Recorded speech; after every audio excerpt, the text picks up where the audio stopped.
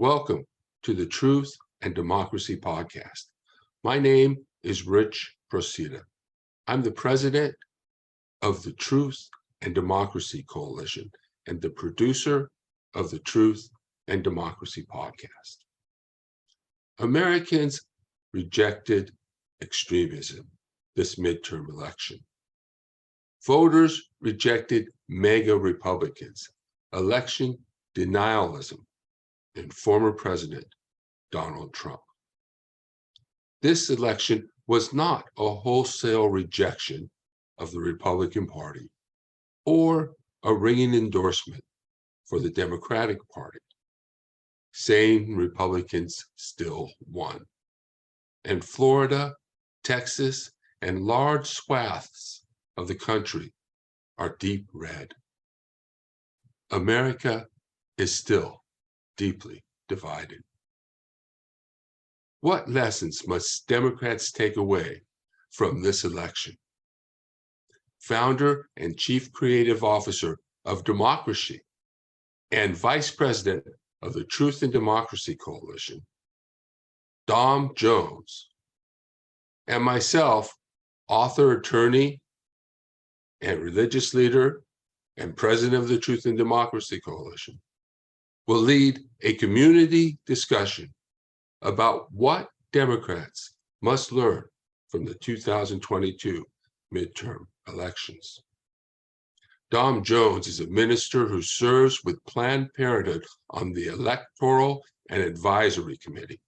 She is the owner of Propel Cycle in Huntington Beach and can be seen on season 34 of The Amazing Race on CBS. Rich Procida, myself, I studied constitutional law and international service at American University in Washington, D.C. I authored a textbook on foreign comparative constitutional law. My articles have appeared in laprogressive.com, BuzzFlash, Demcast, and elsewhere. I write and speak about religion and politics. Dom and I will offer lessons Democrats must draw from this election and lead an open discussion among meeting participants. Everyone will have the opportunity to participate, and differences of opinion are welcome. We should all be proud of all the Democratic Party's successes in this election. Everyone's work paid off. The Truth and Democracy Coalition worked to keep the events of January 6th front and center in the minds of Americans. Our focus on truth and on democracy targeted liars and false propaganda, and we held events and meetings focused on remembering the insurrection and the ongoing threats to democracy. The coalition continues to build communities of people of different faiths and ideologies to defend and promote democracy locally, nationally, and globally. Join us on November 27th at 2 p.m. to discuss what Democrats must learn from the 2020 election. Please register at tinyurl.com/lessons for Dems. Thank you, and enjoy this episode of the Truth and Democracy podcast. Our democracy has been tested in recent years, but with their votes, the American people have spoken and proven once again that democracy is who we are. The states across the country saw a record voter turnout, and the heart and soul of our democracy, the voters, the poll workers, the election officials, they did their job and they fulfilled their duty, and apparently without much interference at all, without any interference, it looks like. And that's a testament, I think, to the American people. While we don't know all the results yet, at least I don't know them all yet, here's what we do know. While the press and the pundits are predicting a giant red wave, it didn't happen. And we lost fewer seats in the House of Representatives than any Democratic president's first midterm election in the last 40 years. And we had the best midterm for governors since 1986. And another thing that we know is that voters spoke clearly about their concerns about raising costs, the rising costs that they're in, and the need to get inflation down. There's still a lot of people hurting. They're very concerned. And it's about crime and public safety. And they sent a clear and unmistakable message that they want to preserve our democracy and protect the right to choose in this country. After a long campaign season, I still believe it always have. This is a great nation and we're great people. And it's never been a good bet to bet against America. Never been a good bet to bet against America. There's nothing beyond our capacity if we work together. We just need to remember who the hell we are.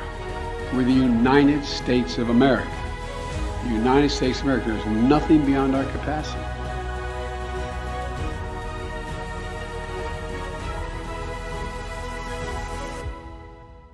Okay, everybody, welcome to the Truth and Democracy Coalition's monthly meeting. I want to thank all of you for showing up, the regulars, everybody who comes. I'm very pleased that you've come today. With the election on Tuesday, we're going to hear from our own Dom Jones, who will be speaking to us about the history and importance of voting from her perspective as an African-American woman. But first, what I want to do is tell you about the Truth and Democracy Coalitions, make some announcements, and then introduce our speaker. So the Truth and Democracy Coalition was formed to build a pro-democracy movement in America. It educates the public about disinformation, teaches people to be critical of the propaganda they consume, and produces critical analysis of current events and social issues. We produce media and educational materials, hold seminars and meetings, work with other organizations, and organize events and activities geared toward building a pro-democracy movement in America. The coalition seeks to build a community of people of different faiths and ideologies to defend and promote democracy locally, nationally, and globally. Our YouTube handle is youtube.com/@Truth and Democracy Coalition. And remember, when you go to the YouTube page or to any of these pages, like, share, and subscribe. Now, I just published part 1 and we'll publish part 2 of our Halloween episode, Will Putin Use Nukes in Ukraine? A tarot reading. Yeah, so I take my tarot reading seriously. This is definitely not for entertainment purposes only. So check that out. My readings have proven to be reliable. On December 11, 2022, we're going local. We'll be speaking with Stephanie Vallejo, leader of the Whittier Neighborhood Organization and Whittier Term Limits, and she will talk about barriers to democracy at the local level and what to do about it in the city of Whittier, California. And you can register for that at tinyurl.com/Whittier Term Limits. Also, mark your calendars for early next year to be in Whittier for our January 6th Celebrate Democracy event. It will be at 7 p.m. on Friday, January 6th. We're going to have music, food, speakers. So put that on your calendar and plan to be there. Then on January 8th of next year, we're having Braver Angels come to talk to us about how they depolarize social and cultural issues by holding discussions and debates. And there will be more on that to come. And finally, I want to thank you for your support as we advance forward with our efforts to defend democracy. Go to our webpage, truthanddemocracycoalition.com. And now to our program for today. Dom Jones is a community leader, business owner, TV personality, and co-founder and chief executive officer of DemocraShe, an organization that helps young women run for office. Dom serves with Planned Parenthood on the Electoral and Advocacy Committee. She is CEO and owner in Huntington Beach, California, of a premier indoor cycling studio called Propel Cycle, Inc. She can be seen on season 34 of The Amazing Race on CBS. As an African-American minister who worked with special needs youth, Dom understands the needs of the disenfranchised. She works to build unity and love among neighbors and to free our nation from division and strife. She will speak about the history of voting rights and the importance of voting in America. Welcome, Dom Jones. I hope everyone is having a good Sunday. I'm so excited to be here with you. I just want to take a moment to acknowledge everyone that is here. So I see some familiar faces, of course, Ellie and Dixie and Denise. I see some other faces that I'm just very pleased to see. So welcome to our community. Hermione Beard, hello, how are you? Glenda, Zhang, Noble, Terry, Samuel, Myra, Kuana, Deborah, Barbara, Susan. It's so good to see everyone. Ueda Watson, hello. So yes, right now we are 2 days away from our midterm elections. And right now we are in the middle of one of the most pivotal primary elections of our lifetime. This election season that we are in is truly all about protecting democracy. There is a faction of this country that wants to hold us back. There is a faction of this country that desires to prevent progress. In fact, they completely do not accept anything that, in the lane of progress. Not only that, but there are dark systems at work right now that are endeavoring to prevent so many people from voting themselves. Today, what we're going to do is we're going to talk a little bit about the history of voting. Specifically, I am an African-American woman. That is how I identify. And my ancestors are slaves. And so I have a very interesting history within my blood, but I also want to share with you all really the arc of history, where we are today, from whence we come from, why we are here, and where do we go from now. So let's start to talk about voting rights. So the struggle for voting rights in the United States, it really does date all the way back to the founding of this nation. The original U.S. Constitution, it didn't define voting rights for citizens. And until 1870, only white men were allowed to vote. And 2 constitutional amendments changed that. Do you remember which ones they were? The 15th Amendment, which was ratified in 1870, extended voting rights to men of all races. However, this amendment was not enough because African Americans were still denied the right to vote by state constitutions and laws. Poll taxes. How about this? Literacy tests. And does that sound familiar? Because they're trying to do something very similar today. We'll get to that. And the 24th Amendment, which was ratified in 1964, it partly addressed this injustice by prohibiting the use of poll taxes in federal elections. In addition to these amendments, the Voting Rights Act of 1965 secured voting rights for adult citizens of all races and genders in the form of federal laws. But notice this, my friends. The 15th Amendment was passed by Congress and ratified during the Reconstruction era. This is history, but it's very important. When the progressive wing of the Republican Party, listen to this, dominated Congress during the decade following the end of the U.S. Civil War. Remember, where Democrats are today and where Republicans are today is not what they once were. It was in reverse before. Republicans back then were the progressives, and Democrats or the Dixies were from the South, and they were truly against progress of everyone. They really wanted to really focus on the Confederacy having power in this country. So when Reconstruction collapsed with the withdrawal of federal troops from the former Confederate states in 1877, the white supremacist wing of that then Democratic Party dominated the South. And voting rights for Black men in the former Confederate states were rescinded. There's a lot of that going on today, rescinding in courts and in state and local laws. And those rights were further restricted, again, by literacy tests, intimidation, and fraud. The infamous grandfather clause, which restricted voting rights to men who were allowed to vote or whose male ancestors were allowed to vote. Before 1867, It was also a popular method of disenfranchising African Americans because they weren't allowed to vote before the 15th Amendment was ratified. I want to stop for a second in this history lesson and discuss a little bit of something here. If you notice, this country was built, and I'm going to be straightforward with you because I'm a very honest and open person. This country was built on the backs of slaves. It was. Okay? This country would not be who it is today. It would not have gone through Reconstruction, through the Industrial Revolution, and through everything else that invigorated this country to become a worldwide just behemoth without free labor. See, free labor will get things done if it's free, right?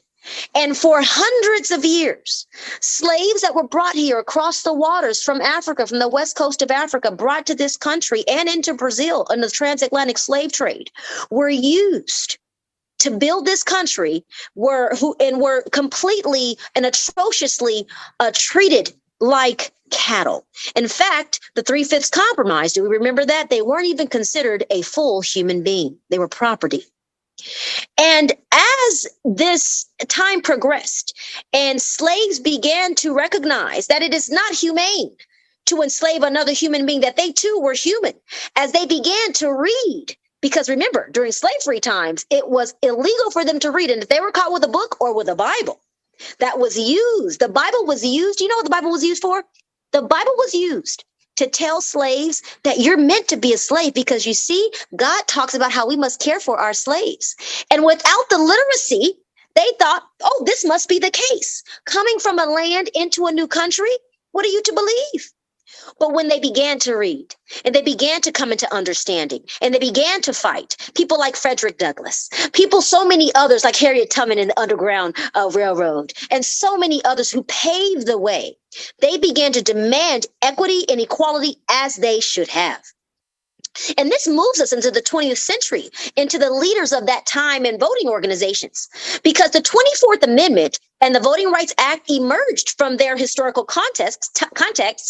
In this case, the Civil Rights Movement and voting rights initiatives of the 1960s. There were certain organizations that functioned to progress and move forward so that African Americans could have equality. These groups were the Congress of Racial Equality, which was called CORE, the Southern Christian Leadership Conference, SCLC, the National Association for the Advancement of Colored People, what is that? The NAACP, which is here down till this day.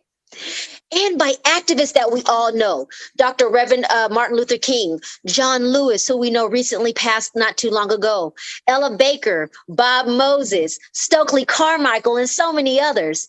In 1963, they came together and the SNCC organized the Freedom Vote, a mock election among Southern Black people that was designed to encourage these citizens to register to vote. So you see, they had all these people. That's right, Myra, good trouble. They had all these people that they had enslaved for hundreds of years, now beginning to seek freedom, now beginning to seek equity and equality and imparity. And when you have such a large constituency of people rising, pushing for their progress, they became afraid. The powers that be, the white nationalists, to be quite honest with you all, became afraid. And this is very important because voting rights activists, they faced violent opposition in the South, both from law enforcement and the white residents at that time who were raised under these ideologies. Now, law enforcement, we know law enforcement has had a long history. Do we know the history of law enforcement? Do we know what law enforcement comes from and what the original inception of it was about? Let's talk about it. Law enforcement initially, as Black Americans began to gain freedom and began to gain rights to walk the streets, not off the side of the street, but on the street, you see, as these Black Americans began to stand up and really seek to be equal to those around them, law enforcement was used to help keep Black Americans from certain spaces that white supremacists at that time didn't want them in. It was used now during Jim Crow. law enforcement was used as the new slavery. You see, let's go. Let's go and get these black and brown men and we'll put them in jail. They won't have the numbers. Their votes won't count. We'll make people felons who cannot vote, you see, and then their votes don't matter and we don't have to worry. The original inception of law enforcement was to enforce white supremacist ideals. This is why, my friends, till this day, there is such a large movement of people, whether we agree with them or not, that really feel that law enforcement needs to be greatly overhauled, because those remnants of how it actually began, the very purpose of it, today they are to protect and serve all people. But those remnants of the way society was run are still in the underbelly of law enforcement today. That's why there is an unprecedented number of African Americans in prison. Why are African Americans 13% of the population, but black and brown men and women are over 60% of the jail population? That is a huge disparity. And that is not just a disparity. That is an inherent, embedded in society coup, if you will, to keep these men and women off the streets so that this country does not have equity for all. So really, many Freedom Summer activists during the time that they faced opposition were arrested by local police officers. Some were beaten. 3 young men, James Chaney of Mississippi and Michael Schwerner and Andrew Goodman, were killed in June of 1964 by the Ku Klux Klan. In addition, dozens of homes, businesses, and churches were destroyed. Even another violent incident occurred when with John Lewis, they marched across the Edmund Pettus Bridge. I know you guys know about that. Out of Selma, the marchers were blocked by state troopers and deputized white men who then attacked the marchers with clubs and tear gas. What did we see just recently? This is all about voting, my friends. What did we see recently during the Black Lives Matter movement, which again, by a faction of society was demonized as being a violent group of people? But I can tell you personally, I live in Huntington Beach and we had some Black Lives Matter activists here. And I went out there to be with the movement and just to see what was really occurring. They were very peaceful. They were trying to take a stand. But do you know what else I saw on Pacific Coast Highway Boulevard here in Huntington Beach? There was another side of people that came and they were violent and they were mad and they were angry. And they were trying to infiltrate and mix with these peaceful Black Lives Matter movement individuals standing for peace and equity for Black Americans to make it look like that they were being violent, but they were not, you see. It's so important for us to recognize that these factions at work that are now very much far right wing have now made their way into the mainstream. See, Republicans are not the Republicans of old, the John McCains. Even I had someone I know who was a Republican and they just said, oh my goodness, George Bush looks like a Democrat compared to what we see today. Because what are people doing? And Richard Presida has talked about this. This is why I love working with Richard. He's talked about the propaganda. The propaganda is real. It's very real and it's out there. It's insidious. And it's infiltrating all of the devices that everybody is on. So it's so important for us to understand and remember that voting is something that will always be attacked. And right now, in the state of Atlanta, where our wonderful Stacey Abrams is fighting very hard, you see. What did Stacey Abrams do? She helped flip. They're very afraid of that woman. She helped flip Georgia. One of the deepest, reddest, and slave-holding states, by the way, historically. She helped flip that state to blue, you see, by encouraging Black Americans to vote. Because let me tell you something. A lot of Black Americans don't want to vote sometimes because they feel that their needs are not looked out for. They feel that why should I vote? But I'm out here and many of us are out here saying, no, your vote does matter. We need you to vote because when you vote, you make a difference. You see, yes, Deborah, state of Georgia, city of Atlanta. You're right about that. See, the voting really does matter. And we need to make sure that African Americans know that when they vote, they can swing elections to help us achieve not equity for just African Americans, but for everyone who is not a white male in society. Now, I do want to say something. I love everybody. I love my black friends. I love my white friends, and I love and I'm going to tell you something about the term black and white. That also, in of itself, was co-opted. Okay, it was co-opted to create more division. Because let me ask you this, my loves. Who's actually white like paint? I don't abide by that. You see, you know what I say? I tell my white friends, I said, you're not white to me, you're peach. You're peach. Who's white like that? And listen, am I black? Am I black like this strap? No, I'm brown. I'm brown. Now, there are my lovely brothers and sisters from the Sudan who are very dark tinted, and I love them, and they're so beautiful. But the idea of white and black, doesn't that take away our identities? Because those who are European or peachy, right? They're Italian, they are Danish, they are German, they are Irish, right? You know, and then those who are people called black but are brown, we are so many things, you see. So I like to try to take away that because it really diminishes the depth of who we are. And people use color, and the far right wing faction of society today in 2022 is using something so elementary, color, to divide us. Color. Let me tell you something. Two things. First off, do you want every flower to be blue? No. If every flower was blue, we'd get bored real quick. We'd be like, okay, wait a second. Can we get some color in here?